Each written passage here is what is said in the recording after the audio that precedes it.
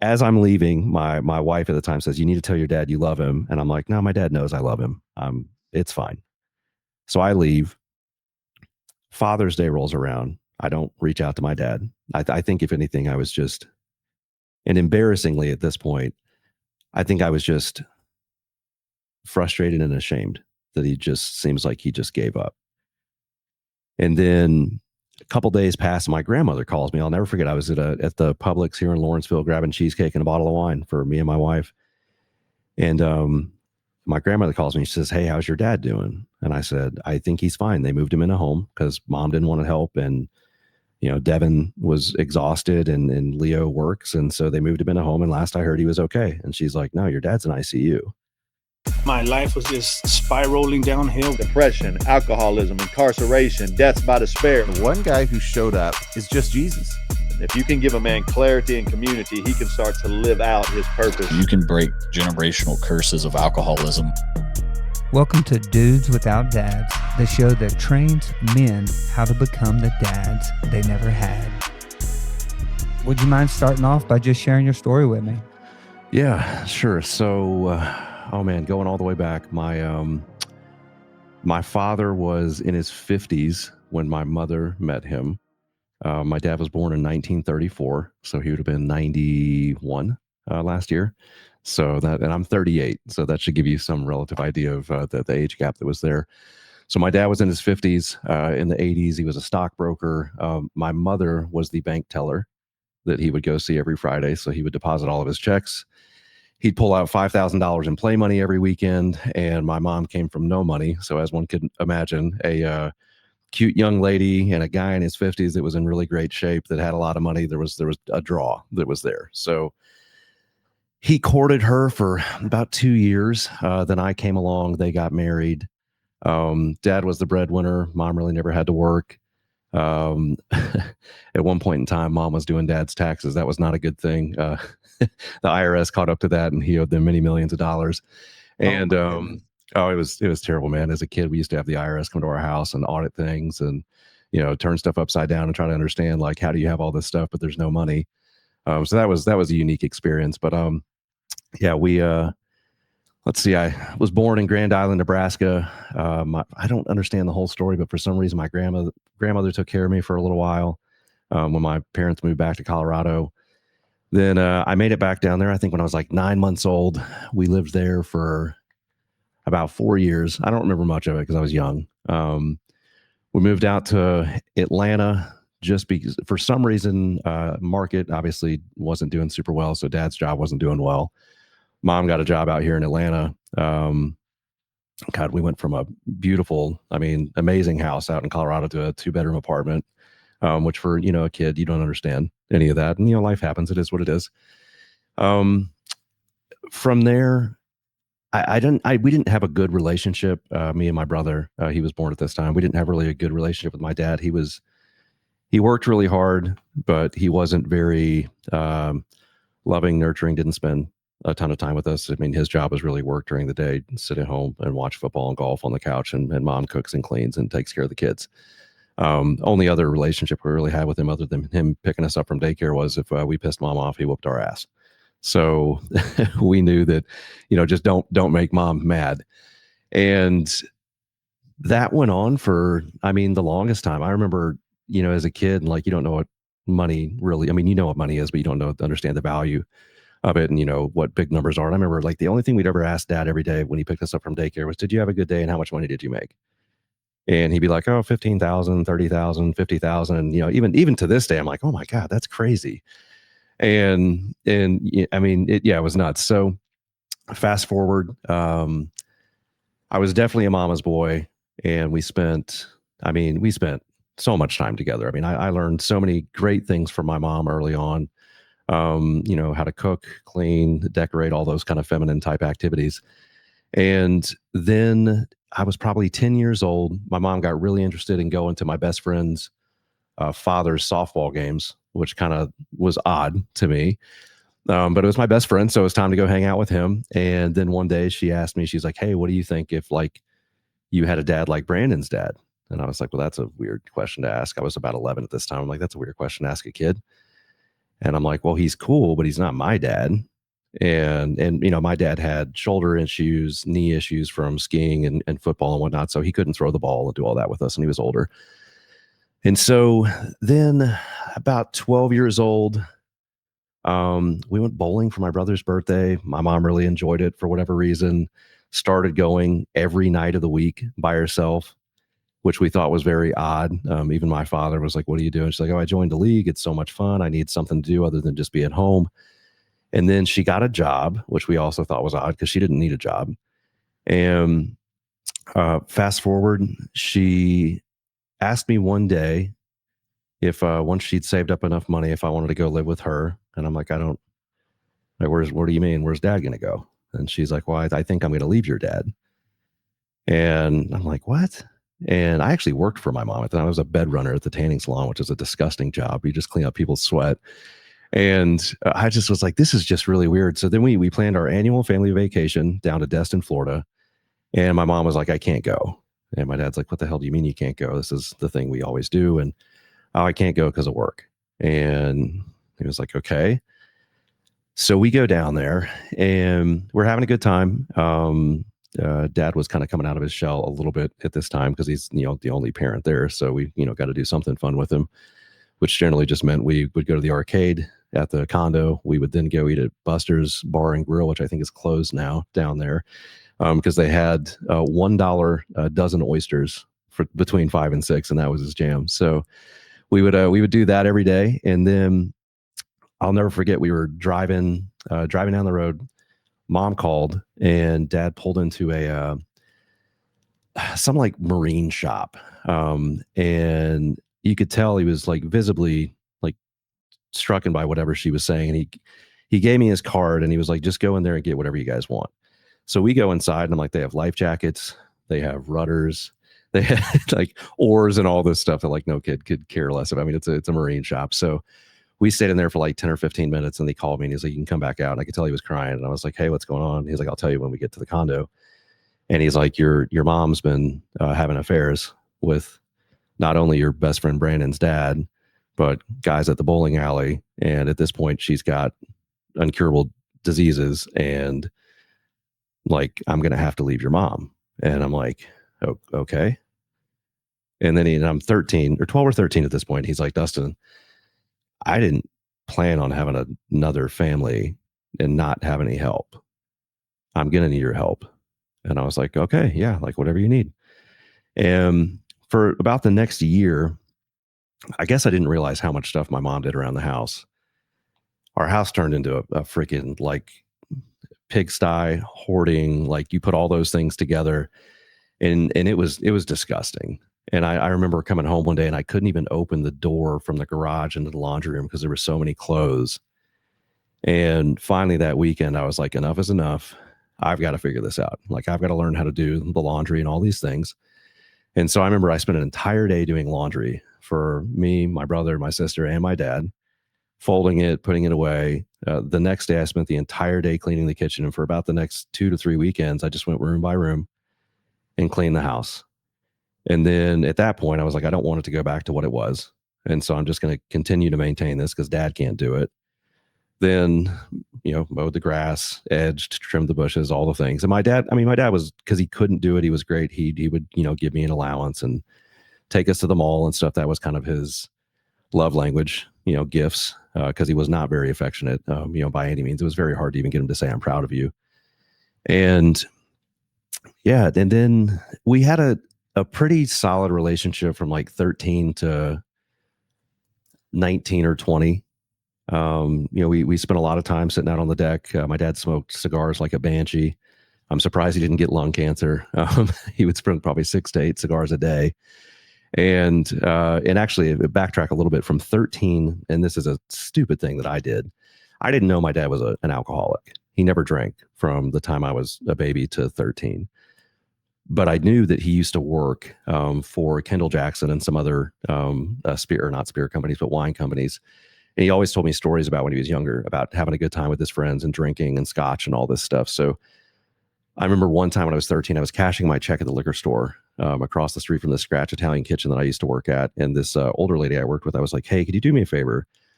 Could you buy my dad a bottle of Glenlivet scotch as a gift from me. And she was like, you're 13. Like, I can't give you a bottle of scotch.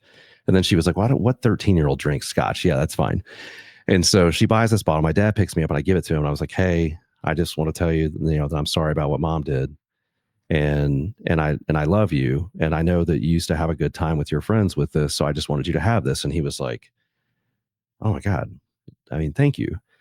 Well, little did I know that he was an alcoholic in past. And then for the net from 13 to 17, it was just a downhill spiral. And honestly, and this is sad to say, but most of my best memories were those 4 years, because that's when we spent the most time together. And, I mean, there's also some bad memories from that time as well. But then we had an ex-stripper move into our house when I was about 17. And this is where the alcoholism or the alcohol stopped. She lived in our house for about 9 to 12 months.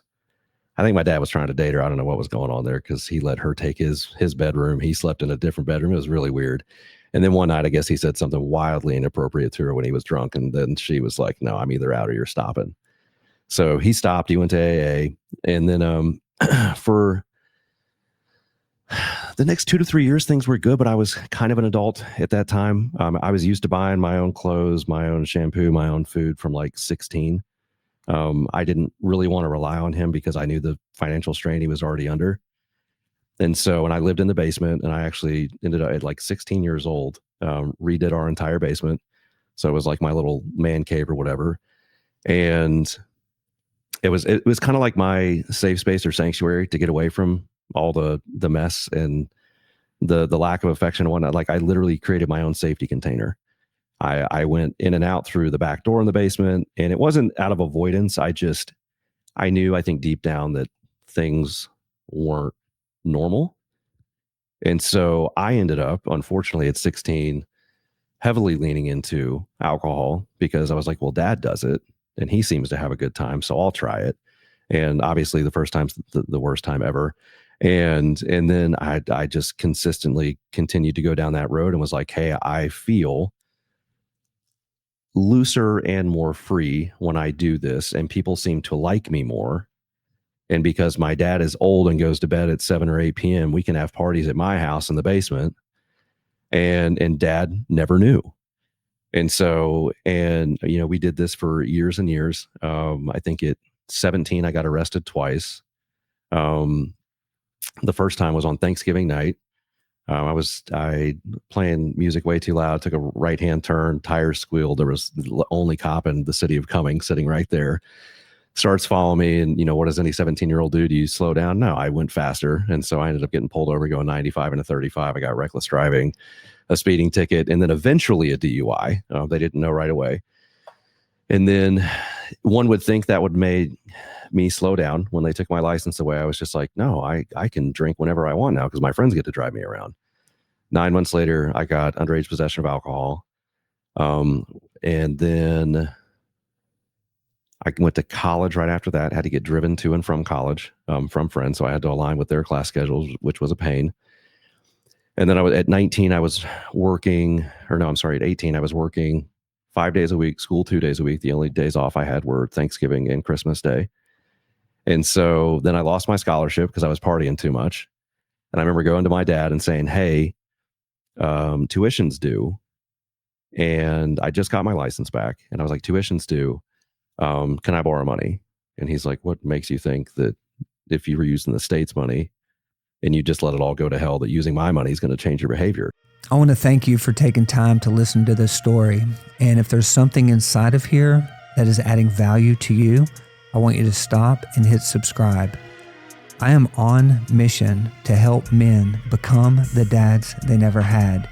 Many of us struggle with father wounds, addictions, identity issues, and really what we need a model. We need to see people that have broken the patterns and come alongside of them. I want to simply invite you to join me on the journey. Every Thursday, we're going to release a new episode. Each episode is going to help you and others become the dads they never had. Hit subscribe and share with a friend. Now let's get back to the story. And I was like, well, you're probably right. And he's like, well, you've been working hard. He's like, you need to buy a car or you need to pay for tuition. What are you going to do? And what does any 18-year-old do? They buy a car. And so I bought a car, and that kind of accelerated the behavior. And I think my dad was really frustrated with me, but at the same time, I don't think he reined it in because I had done so much over those 5 years to try to help around the house, and to help with him. He ended up getting cancer, but we didn't know. He wouldn't tell anybody.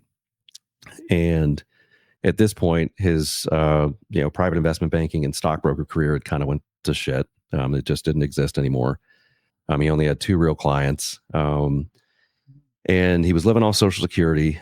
I remember from 13 to 18, I can't tell you how many times like the water department or the gas department was coming out to turn off the gas or the water. And my dad would say, hey, run out there and go tell them that your dad's got to take a shower real quick. And if they could just give me 5 minutes, and I'll be down there today or tomorrow to pay the bill. And you're a kid, you don't know the difference. So I'd run out there and say something. And so there was a lot of that. And then I think I just, at 18, I was just like, you know what? I need to start paving my own way. I'm going to pay all my own bills, buy my own food.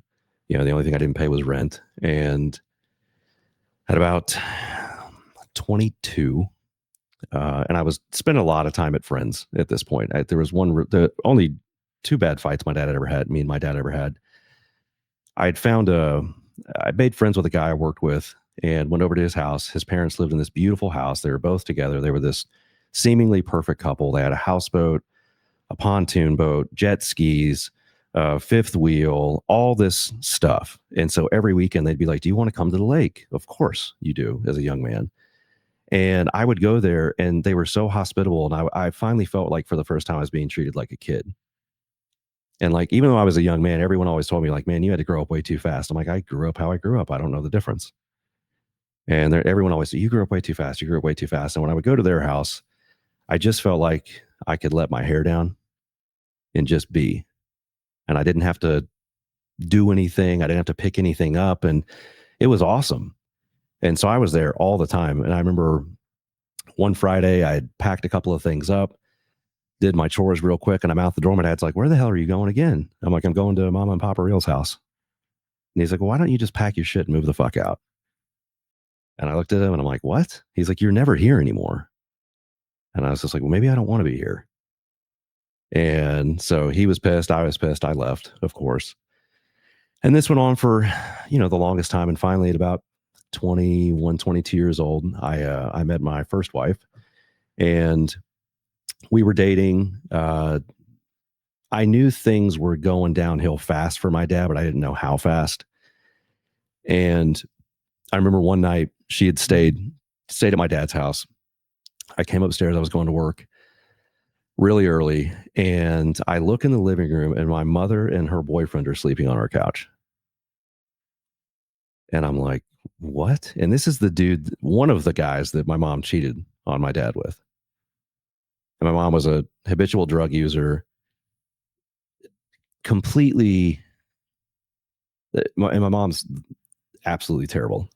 She completely abandoned us, for sure. And even told me one time around 20 years old, when me and her I was trying to rekindle this relationship because I just wanted something. And I remember her telling me, what I love about you, Dustin, is you're grown up now. You can come and go as you please. I don't have to take care of you like your brother and sister. And that totally rocked me. I'm like, as a parent, you don't have that choice. Like, once you bring somebody into the world, like that is your obligation. And it really rocked me to the core. And so much so, even about 2 weekends later, she had the kids come over. And I'm sorry, this is a little all over the place, Josh, but she had my brother and sister come over, and they were supposed to stay there for the weekend. And on Saturday afternoon, I went and picked them up because it was too much for her one day. And so she's on the couch sleeping with her boyfriend or whatever at the time. My young self wants to just lose it.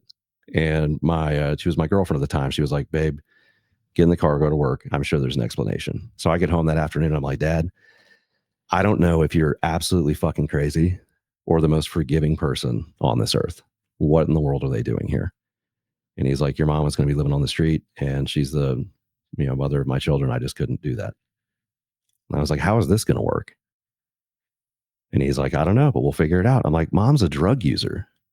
I'm like, and I don't even know what to say about this guy. And so at that point I was like, I have got to get out of here.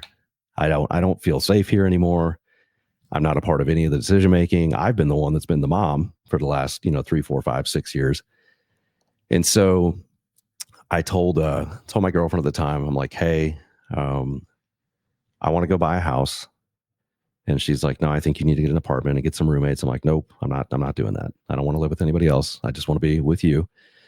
And she was Catholic, and she's like, well, I can't live with you, which funny thing, you could sleep with me, but you couldn't live with me, which I thought was just an oxymoron in and of itself. But she's like, can't live with you unless, we're married. She was from Brazil, didn't have her papers. So yeah, I guess it worked out for her. So, and me. So we get married, we get our own place. My dad is furious.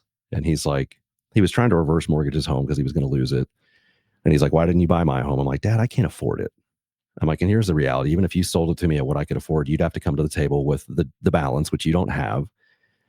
And then ultimately, I'm still living in your house. I was like, the dynamic's not going to change where I'm in charge and I kick Mom and Leo out and all this kind of stuff. And so he was pissed. I moved out. And then he had terrible credit. He had decent credit for a minute, and then he co-signed for a lady's car in AA, which, and as one would imagine, in 2 months she couldn't pay for it, and they were after him.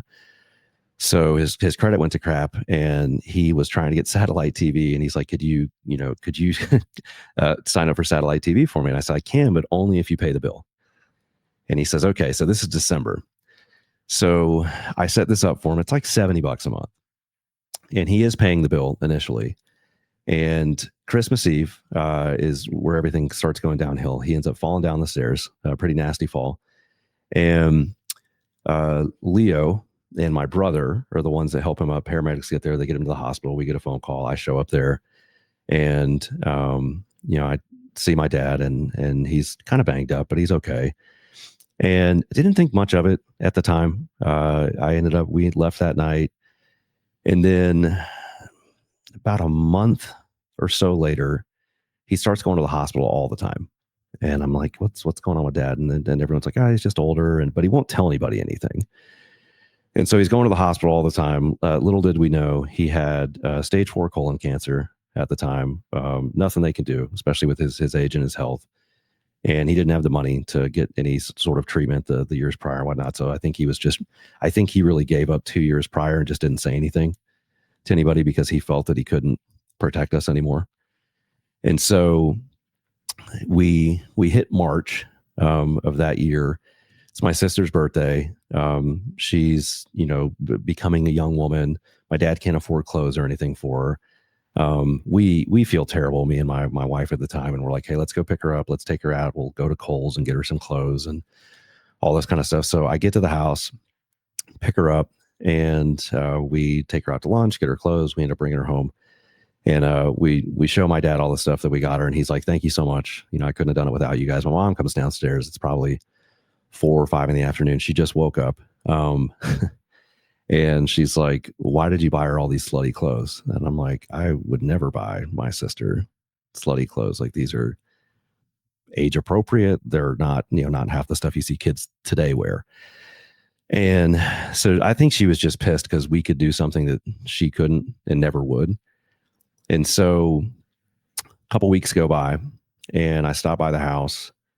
Last time I stopped by the house, and there's this awful smell downstairs, and my dad's laying in his recliner. My brother is passed out downstairs. And my brother at this point, he's 17, already an alcoholic. But my brother's also the one that's been taking my dad to the hospital. My brother had a full ride golf scholarship to a Christian college in Florida. He lost it because of his grades, attendance, everything. He's lucky he even graduated. He had a counselor that really liked him. But so my brother's passed out downstairs, and I wasn't upset with him at all because he was doing everything that I wasn't and couldn't. And so I see my dad, and I'm like, Dad, why don't you get up and go to the bathroom? He's like, I can't get out of my chair without help. I'm like, why is nobody up and helping you? And he's like, well, Devin was helping me all night, and your mom doesn't get up till 4 or 5. And I was like, this is bullshit. And I was like, what is this smell down here? And he's like, it's my diapers in the bathroom. I'm like, what? And so I go upstairs and wake my mom up, and I'm like, get the fuck up and come downstairs. And so she comes downstairs, and it took her probably 20 to 30 minutes to come to. And so she comes downstairs. I'm like, what is going on here? I'm like, this man has let you squat in his house for months and asked for nothing but a little bit of help. And all you do is drugs and sleep all day and night, get up for a little bit, eat some of the food that he's provided. I'm like, you guys, this is ridiculous. I'm like, there's diapers piled up in the bathroom. She's like, you don't know how disgusting it is to take care of him and be around him. And he's sitting right there. And I'm like, I don't care how disgusting it is. I mean, you left us. And then you come back, and this man, by the grace of God, lets you back in here, because I wouldn't have. And all he's asking for is a little bit of help, and you guys just can't even help him. And so I had it out with her, and then we leave. And as we're leaving, my dad says, hey, or I said something to him. I came back one more time. So a week later, I come back to check on it to make sure everything's okay. And he's actually sitting outside in the garage in a chair. And I was just like, Dad, God, you look like shit and you need to shave, man. And at this point, he'd lost about 100 pounds. So he was a big guy. So he was my height, so 5'11", but he was a big burly guy, 300 pounds. I think he was about 180 at this point. I mean, he was just a shell of what he was. And I'm leaving, and he's like, you took the one thing left that I cared about in my life. And I'm like, what? And he says, the cable, you turned it off. I'm like, Dad, because you don't ever pay the bill. I'm like, Dad, I don't have a lot of money. I didn't make crap back then. And I was like, Dad, I just couldn't afford it. And he's like, yeah. And again, you took the one thing away that I still love. And I'm like, at the moment I didn't realize it, but as I look back, I'm like, man, you had 2 kids in the house. I mean, you didn't love them. Like, and so I was just like, okay. So as I'm leaving, my wife at the time says, you need to tell your dad you love him. And I'm like, no, my dad knows I love him. It's fine. So I leave.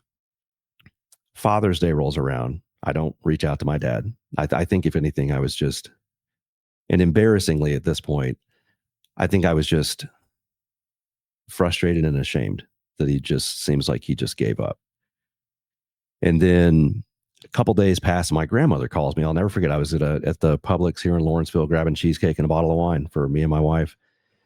And my grandmother calls me. She says, hey, how's your dad doing? And I said, I think he's fine. They moved him in a home because Mom didn't want to help. And, Devin was exhausted and Leo works. And so they moved him in a home. And last I heard, he was okay. And she's like, no, your dad's in ICU. I'm like, what? Like, he's not in ICU. I would have heard. And she's like, well, you wouldn't have heard because, and this is my grandmother is the mother of my mom. So it's her daughter. And she's like, no, your mother has told him he has no next of kin and only to contact her. And so she tells me the hospital. I call the hospital and I'm like, hey, I'm his oldest son. And they're like, you need to get down here immediately. And so I'm like, okay. So I call out of work. I go down to the hospital, and my dad is in ICU on an intubator. He's got all kinds of stuff plugged into him. So he's in a, chemically induced coma or whatever. And I am just blown away that in 2 months we went from being able to sit in a chair and talk to this. And so the doctor comes in and he's like, hey, Mr. Lundy, we've got your dad's file. And I'm like, what is going on? And he's like, well, he's had colon cancer for quite some time. I'm like, this is the first I'm hearing this. And he's like, yeah, he's got diverticulitis and blood poisoning as well. We've just got him stabilized, but the only thing we can do is just keep him on machines. He's not going to make it through this. And so I'm crying, and I'm like, okay, well, let me call his oldest daughter from his first marriage. So I called Deborah, and I'm like, hey, this is what's going on. And she's upset, obviously. And she's like, Dad told me he never wanted to live on life support. And I'm like, yeah, he told me the same thing. And I was like, candidly, other than, us kids, like, he's got nothing to live for. He's going to lose the house. He has no money. And so we end up deciding the next day to take him off life support.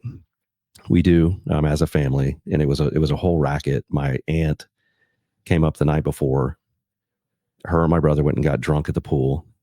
My brother's only 17 at the time. So they get drunk. Now he just turned 18. So they get drunk at the pool. It pisses my mom off. My aunt leaves, who's supposed to be there to support us, the only halfway decent figure that we had. And so it's just, me, my ex-wife, we're trying to figure out funeral arrangements. My mom, her boyfriend, my brother and sister. And we take him off life support around, I think 3 or 4 in the afternoon. They said it'd only be a couple of minutes. He was a stubborn guy. He lasted till about 9:30. And yeah. And then, after that, I remember going to, I had my sister stay with us. I went to our house the next day. I grabbed all of her belongings. I'd found out my mom's plan was that when my dad died, she was just going to squat in the house and take his Social Security checks. And I had it out with her for about 3 hours and just told her, like, there's no way, whether my dad was living and you abandoned us or dead, you're going to take advantage of him anymore moving forward. Wow. And so I took my sister in when she was 12 at this point. And we raised her till she was 18. And, it was a mess, for about 6 months with her. And then I have had obviously zero relationship with her and obviously my father. And then my, this family I spoke of that I used to go and see all the time. They were the one solid rock, and Papa Real, his name was David specifically, was like my other father figure that I could lean into. He died 4 years later. No, not even, because we were living in Florida. So 3 years later. And I'll never forget, that's actually, Josh, when I basically put my middle finger up to God. And I was like, how did you take the 2 men that mean the most to me in my life away from me? And then for the next 10 years, I did the whole lone wolf thing where it was all on me. And I didn't lean into any relationship with God or anything until about 18 months ago.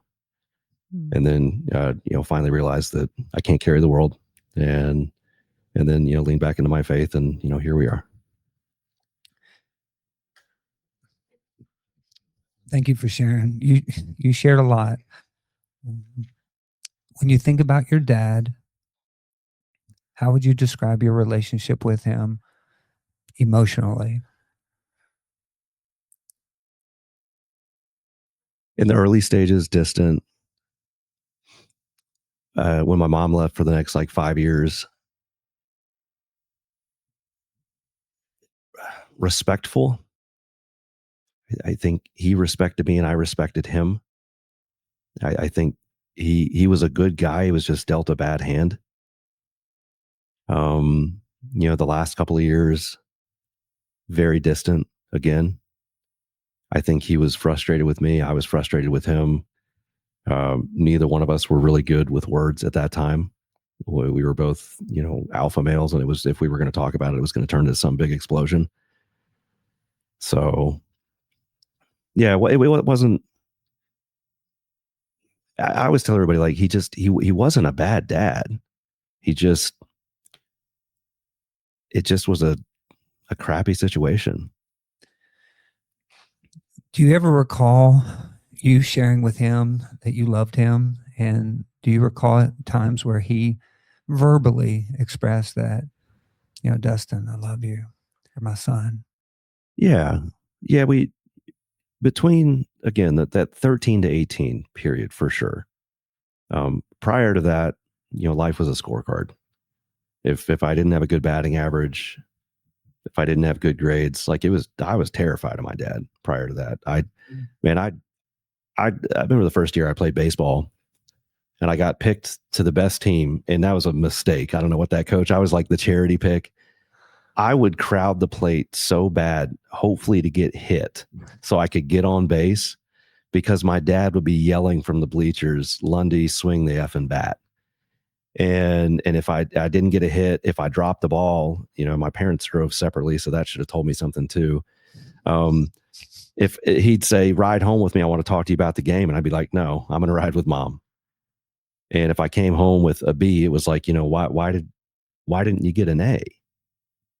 And that created a lot of perfectionism, in my life. And I hate to say it, even though it's not a good trait, it's something that has benefited me in some capacity. But the downside of that, when you're a father or even a parent in general, is when you create this perfectionism in your kids and everything is about a scorecard, they carry that out into their adulthood.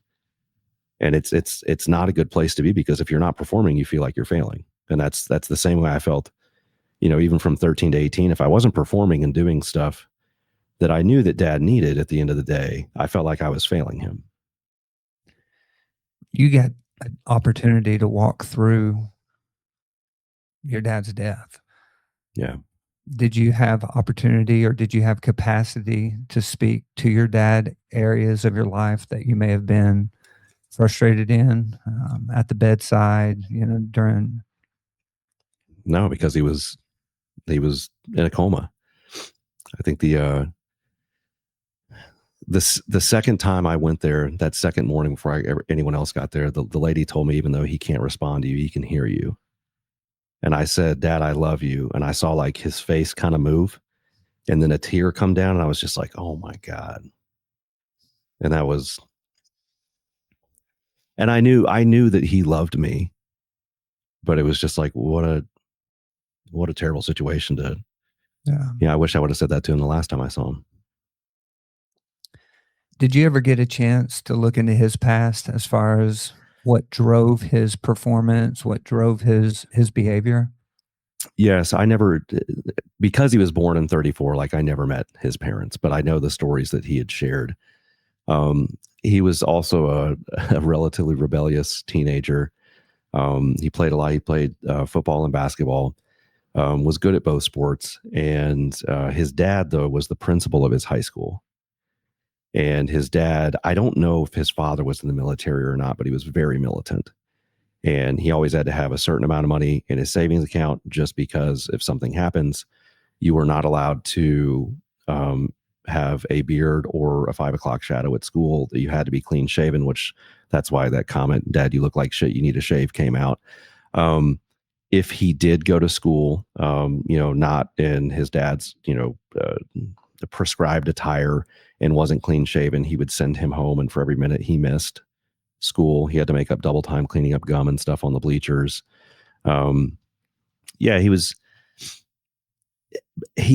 from what I can tell too, he was also very performance based. And although he was present, he was absentee as far as like that emotional connection that a father should have with their son that I really never had with my dad. Like me and my son have a way different relationship than my dad and me had.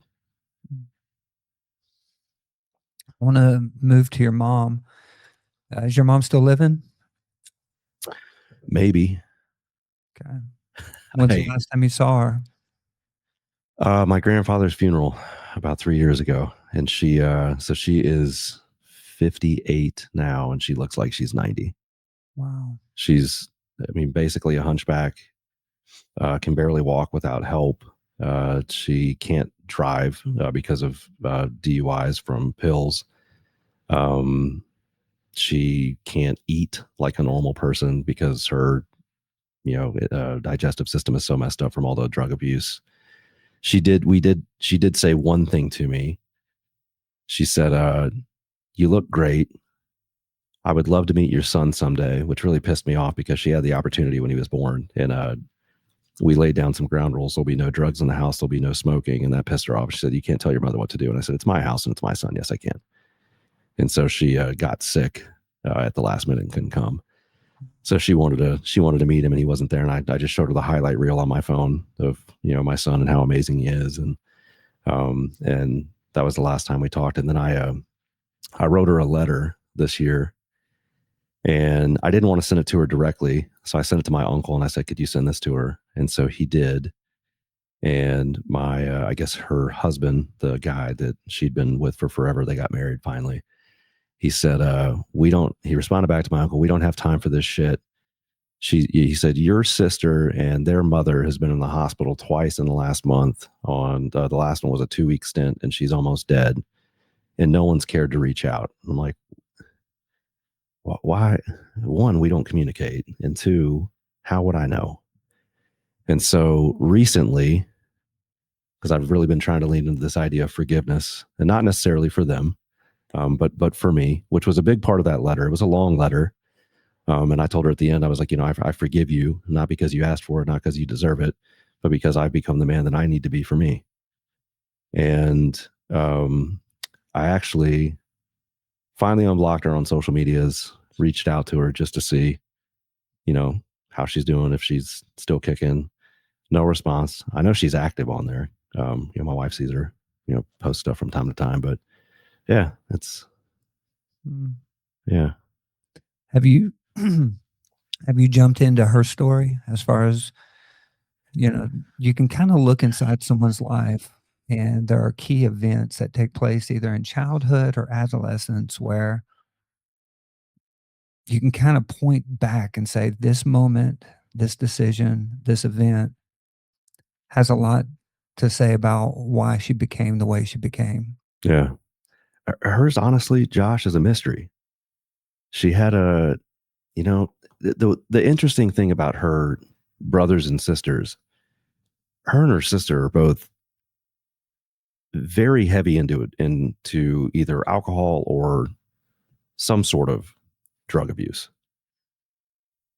They're almost their entire adult lives, which is weird because that's not something that existed in her household growing up. Like at grandma's house or her mom's house, there is no alcohol, there's no nothing.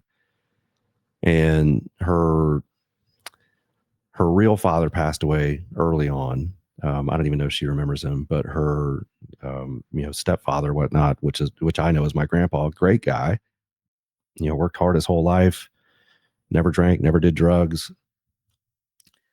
It was a seemingly great household. I've never heard anything from my uncles about, oh man, growing up was tough. They're always just like, yeah, it was, loved mom, dad, all this kind of stuff. She married my father early on. So it's not like she had a bunch of other relationships where she had, they were doing all these things. My dad never did drugs. I remember for years, my mom was battling depression and would just lay in bed all day and smoke cigarettes. And then I don't know if it was when she started going out, with these other men, if that's where she started getting access to, party drugs and all this kind of stuff. And that's where it started. But I think more than anything, she was probably really drawn to the idea of my father and his money. But what she didn't take into account was he's not always going to have all this money. He's not always going to be this, 50-year-old that's in great shape. Eventually, he's going to get older.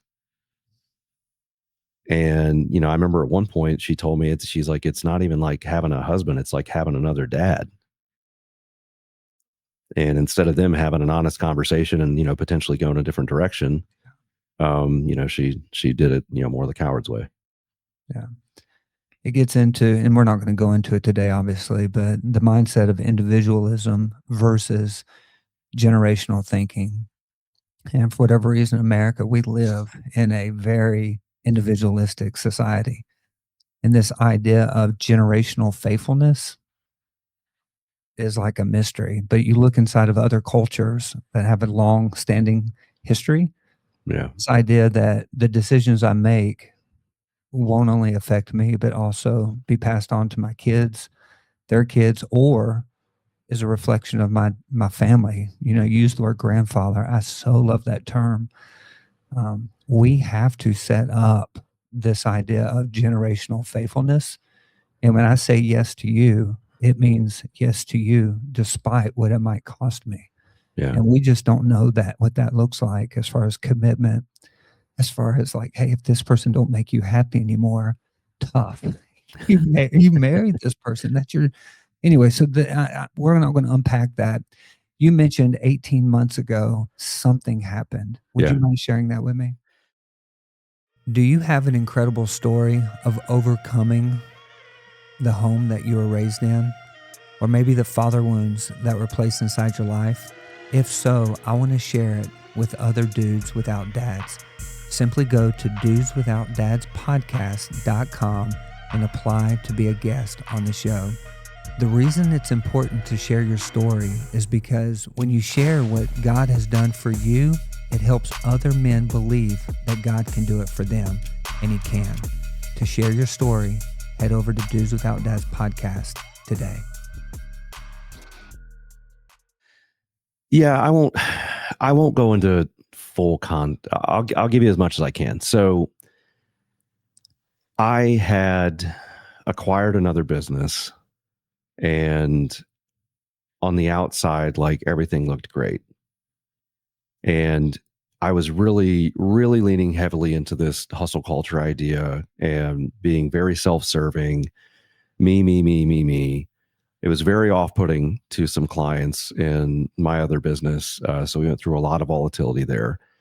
And as we were going through this period, Monday through Friday, I held it together. Saturday and Sunday, I tore it down. And what I mean by that is I drank and just basically drank. I don't do drugs, but just drank myself to death and had way too much fun, quote unquote. And my wife and I started to get very distant. Even though we lived in the same household and all those things, I think she didn't love the man that I was being.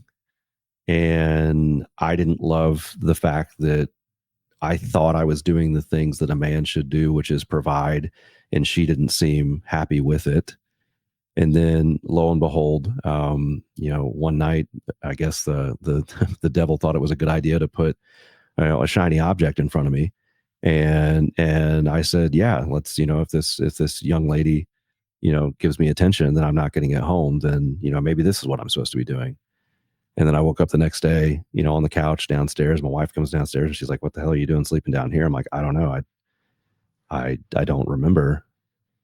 And she's like, okay, well, that's not good. And then about a week went by, and then there were some accusations that there was some inappropriate behavior that night. And then my wife was like, what the hell happened? I'm like, I don't know. And so she was like, look, you need to go get tested then if you don't know. And heaven forbid something comes back like, I can't do this. And so I did, and everything came back fine. But before that, though, I remember I sat down with a gentleman who's more of like a transformational type coach. And I told him, everything that happened, and he knew my story. And he was like, Dustin, I'm going to be honest with you. He's like, there's nothing you could have done, no guardrail, no anything, that this was not going to happen at some point. Mm-hmm. And he was like, and here's the sad thing. It's going to get worse before it gets better. And he's like, you need a guardian right now. And he's like, I want you to read this book, From Wise Man to Wild Man, or From Wild Man to Wise Man. And then he gave me another book. He's like, these are going to be your survival guides. And then we need to chat. And then I had some other great mentors at the time. And I just remember going on a walk one day, and I hadn't prayed in, 10 years. And I was just like, God, I don't know what I've done. And I'm so sorry that I've been so distant for so long, but I can't do this on my own. And I came home and I was like, babe, I need to talk to you. And she was like, yeah. And I said, look, I'm going to go get some help, and I'm going to start going back to church. You don't have to go back to church if you don't want to, but I'm going to go back to church. I'd like to take, William, our son, if Liliana, her daughter, I'm like, if she wants to go, that's totally great. If you want to go, that's totally great. But I need to do these things for me, and I'm going to make a change. And so we started going back, together to church. It was actually the church I was going to when I was in my late teens, where I got baptized. And so we were doing that for a while. And, it's funny. I ended up investing in, not that coach I'd mentioned, another, transformational type coach. And there's, a lot of stuff that goes on there, but, which is where the letter writing and everything came from. But the interesting thing about this past 12 months has been that I didn't realize how much trauma I had went through as a kid. I just called it a normal life because that's all I knew.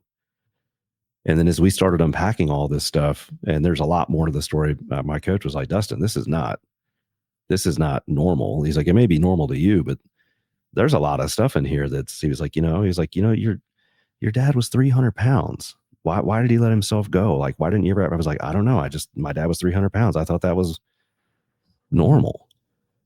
And, so I started going down this journey, and then, it's funny now, even last Sunday, man, pulling into church, I got tears in my eyes. It was actually my son's birthday this last Sunday. Cutest kid in the world, man. He turned 9, and we're walking in, and he's like, Dad, or I said, do you want to go to Sunday school? And he goes, no, Dad, I don't want you to be alone, because my stepdaughter was sick. And so Amanda stayed home. And he's like, I don't want you to be alone. I'm going to sit with you. I'm like, buddy, I got 700 other people in Jesus with me. I'm good. And he's like, no, Dad, I really want to be with you. And I said, okay. And so we're sitting in the lobby, and this young man, he's like, Daddy, I want to get baptized. And like, I have not pushed this on him, nothing. And I'm like, really? It's like, well, we need to have a little bit deeper conversation about what all that means. And he's like, okay. He's like, did you ever get baptized? I said, yes, sir. 16 years ago, right at this church. And he's like, really? On that stage? I'm like, yeah. And he's like, wow. Then he opens up his Bible and starts reading scripture. And these people are looking at him, and I'm like, yeah, I don't know. I didn't do this. This is God and this kid. We sit down, and as they're doing the sermon, they're saying scripture and stuff. My son's like, yeah, that's David, Dad. I'm like, yeah, man, that is. he's just such a breath of fresh air and everything. Like I would pray for a young man to be, and I think that in large part, like that wouldn't exist if I didn't pivot and lean into God, because he wouldn't have these experiences. Yeah.